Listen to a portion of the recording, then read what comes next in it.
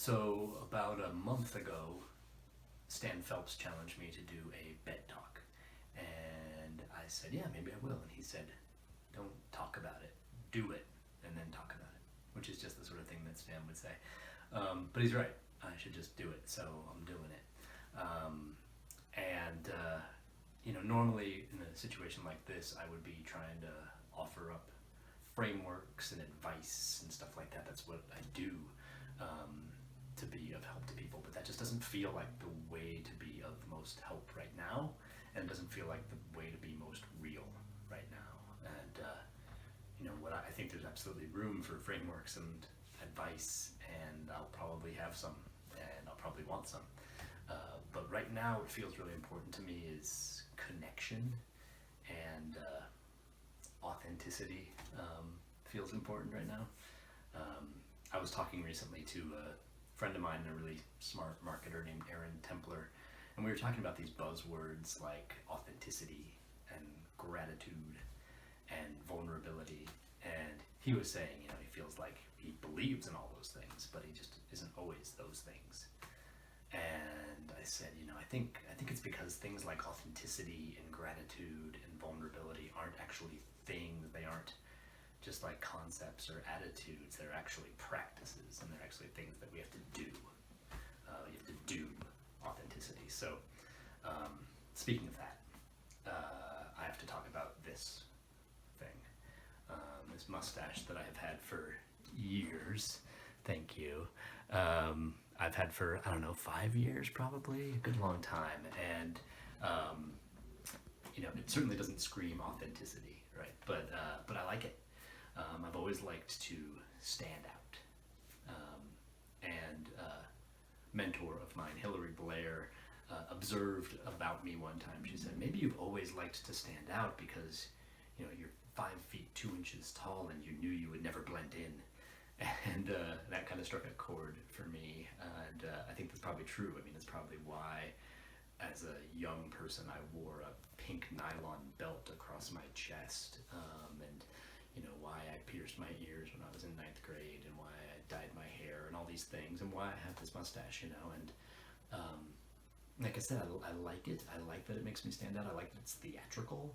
I like that it's unexpected. I like that it's humorous. It's a little bit ridiculous. And I also like that it causes total strangers to start conversations with me. And I've always told myself too that I like the fact that it sends the message when I'm giving a talk, especially in a corporate context. It sends the message that you can look like whatever you want to look like, and you can be whoever you want to be, and be successful. And I've always liked that as a message. But I think really fundamentally, it's because I like to stand out.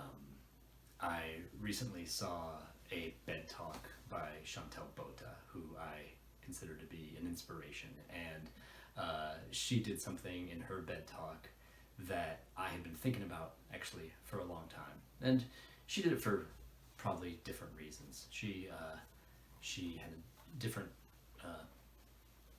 form of authenticity she was going for than maybe I am. For me, I'm really just trying to embrace this idea that authenticity is a practice, that I want to be real. I want to keep trying to be real. And I don't want to just stand out for something superficial. I want to stand out for my ideas, and for my words, and for my contributions. And I'm getting concerned that I'm a little attached to this, like a little too attached to this. And so to keep myself from getting too attached to it, and to keep practicing being real, I'm going to take off all of this facial hair right now. Now, to be honest, I might hate this, and I might want to grow it back later. I probably will grow it back later, if I'm honest. But but I've been thinking a lot during this time about piloting and pivoting, about trying new things and just seeing what happens, and then adjusting. And what's the worst thing that could happen here? I could hate it. my wife who's filming right now could hate it. But it'll grow back. I think I'm going to leave some sideburns. But I'm going to take off this beard. And, you know, it's been a long time since I've seen my own face.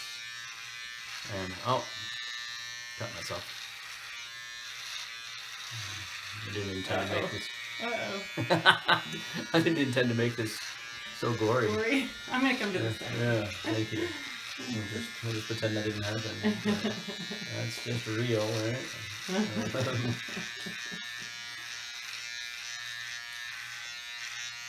Alright, so blood aside.